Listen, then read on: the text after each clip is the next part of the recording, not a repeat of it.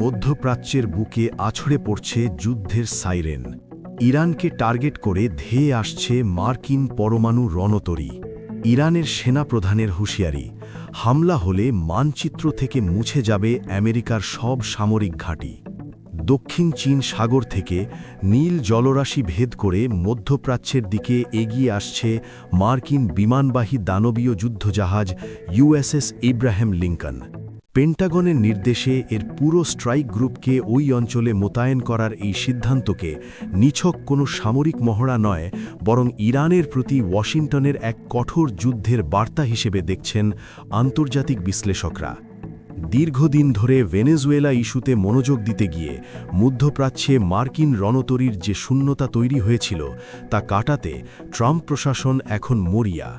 তবে ওয়াশিংটনের এই রণসজ্জার বিপরীতে তেহরানও মোটেও চুপ করে বসে নেই। রাশিয়ার কাছ থেকে পাওয়া বিধ্বংসী ইস্কান্দার মিসাইল এবং নিজস্ব প্রযুক্তির কামিকাজে ড্রোন নিয়ে সম্পূর্ণ যুদ্ধের প্রস্তুতি নিয়েছে তারা।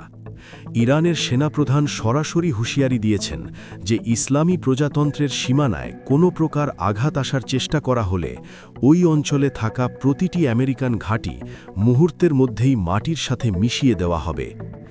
একদিকে সাগরে মার্কিন রণতরীর গর্জন, আর অন্যদিকে ইরানের অত্যাধুনিক মিসাইল সিস্টেম, সব মিলিয়ে মধ্যপ্রাচ্যের আকাশে এখন চরম উত্তেজনার পারদ বইছে, যা যে কোনো মুহূর্তে একটি মহাযুদ্ধের রূপ নিতে পারে।